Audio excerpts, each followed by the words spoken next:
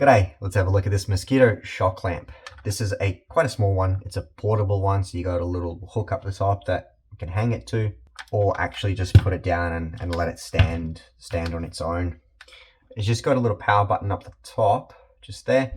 You turn that on and the camera should pick that up, but that's ultraviolet light there. So first mode is ultraviolet, then if you press it again, it's got this just bright white light to attract mosquitoes and bugs. And then if you press it again, it'll then just turn it off.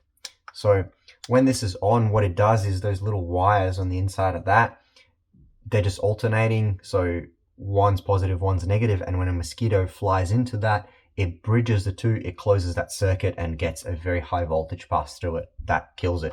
So to do that, let's pretend this screwdriver is a mosquito. Just get a good camera angle. You come in, you fly. There you go, and you had that zap, and then the mosquito gets zapped. This is just a really thin drive. I should have used a thicker one to bridge that gap a bit better. And then it recharges, and then it goes off again. So I'll try this. This just has a slightly thicker head, so I'll try this. There you go, you can see that.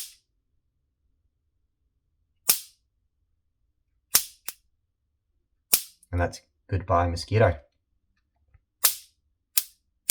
Alright, so how that happens is there's a very high voltage through this, so probably a few hundred volts. We should be able to measure it later, but a very low current. So even if you touch it, I don't want to right now, but it'll zap you and sting, but it's not going to kill you or hurt you.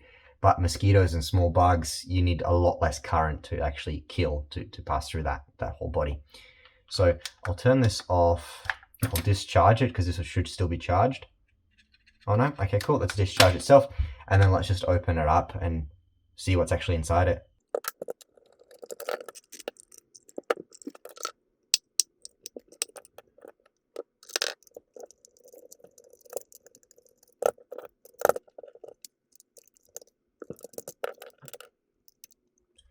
Alright, so I've mostly taken that apart. I'll take this board off as well, but we've just got a PCB there, and then we can see all these exposed wires that actually lead, that just get terminated down the end here. But you can see there's two different ones. So the top one here is coming from one terminal, and then that second one is coming from this other terminal as well. So that's why one of these will be one charge and the other ones will be the other charge. So when something bridges that gap, it'll again close that across this capacitor. Yeah, so it'll bridge the terminals of these capacitors, of this capacitor together, and that'll actually then complete the circuit and zap whatever is there. And this capacitor here is 630 volts. It just says that on it there. So whatever does touch that is going to have about 630 volts across that. And in order for this to get to that, we've just got a little transformer. So just there, we've just got a step up transformer. So that's just going to be transforming. This looks like an 18650 battery, and they usually run at 3.7 volts. So this will be stepping up, say 3.7 volts, all the way up to likely around the 600 volt mark to actually then zap something. Then we've got the on off switch, which I'm not going to touch because the moment I press this on, this is still connected. It'll start flowing, or start getting that current flowing through this, or energizing it, in fact. And then we've got that battery terminal coming into the top here. Just in front of that, we've also got a USB-C connector. That's just for charging. So it's a rechargeable battery in there. What I will do is I will turn this on, place it down, and see if we can measure that voltage across that. So just got a multimeter here and see if we can see how many volts are running through that. So you can see that. All right, I'll turn this on without actually touching it. There we go. So that light comes on, that ultraviolet light. And if I just put this on one and this on the other one, we should see a few hundred volt come across that. There you go, so it's 550. Yeah, okay, so it does slowly drop, which is fine and pretty expected actually. It starts off at about the high 500s, so about 540, 550 volts is what's actually running through that. But then the longer I hold this on there, the more power is running through this multimeter, and it's actually discharging that capacitor. So if I do hold it for long enough, you should be able to see that bleed all the way down, and then the transformer will kick in, and that voltage should stabilize or stay. Okay, well there we go, it stayed at 515 volts. So maybe initially the capacitor was still just charging up. but that's good. So if I do bridge that now, that'll zap, discharge it, and now we should be able to see it slowly going back up. There we go. So that's just getting recharged back up now to around that 515 volts. Cool. So I'll just do that again, discharge it, and touch it straight on. Charges right back up. That's good to see. It actually recharges pretty quickly. So if you do have a few mosquitoes that do fly in, you can pretty quickly kill all of them. It doesn't take all that long to charge. All right, awesome. So I will turn this off because I don't want to get zapped. There you go, discharge it. So see, that was charged. Before it didn't charge up fully, but I just discharged it then. What you got to be careful when you're working with capacitors, bigger capacitors, especially like this one, once you turn this whole thing off, the capacitor will stay charged. The capacitor is really just a battery, or a very fast acting battery. So if you do then go touching it, it will zap you. Again, it's not really going to hurt you too much, but it will hurt a little bit. So what I'll do is I'll unwind this. You can see these terminals here are just wound around, well actually the wire is just wound around the terminals of that capacitor.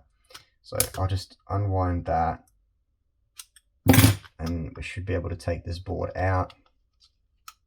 Actually take the battery out as well, just to have a look at what's on the underside of that board. I don't imagine it would be too much, probably just a little controller. All right, there we go. So, inside here, not outside, inside here is just a little slot for the battery. So the battery just sits right in that middle there, gets held in. And it seems like just a pretty standard 18650 battery. I'll just measure the voltage. I think we'll get about 3.7 volts, 4.1. So that's actually because this is a fully charged battery. So it does have that 4 volts across it. But yeah, so that transformer there will just be stepping up, say the 4 volts up to those 550, most likely a little bit higher, but there would be a bunch of losses in this, that voltage would just get lost and dissipate. Well, so just a close up of this side again, we literally just have the transformer and the big capacitor and the switch. And then on the underside, those 4 arrays there are just LEDs. So we've got these white LEDs here, they're going to be the ultraviolet LEDs, and then these yellow looking LEDs are going to actually be blue LEDs, and then they put this yellow filter on top to cancel out the blue light. So they actually come out shining white. That's why these LEDs have that color. Little controller there. There's just going to be a voltage regulator for the power coming in to actually charge the battery. On this side here, that looks like just some diodes. So these diodes here will just make sure none of that high voltage comes back into this smaller circuit board here, so it doesn't damage any of these lower voltage components. A couple more diodes there as well. That's just around the button. And then we've got the transformer on this side with another voltage regulator just there as well. So a whole bunch of little surface mount components. Really just the main purpose of all these components here is obviously the microcontroller just controls everything, turns things on and off. And then the rest of them are really just supporting components for these 2 big guys up the top here. So the transformer that steps up that voltage into the really high voltage, and then the capacitor that stores that voltage. And there'll be something here as well that'll monitor the voltage of that capacitor, and when that drops, so when a mosquito's been zapped, then the microcontroller will turn on a little transistor on here that will turn the power back on for this transformer and then recharge that capacitor, as we saw happening there.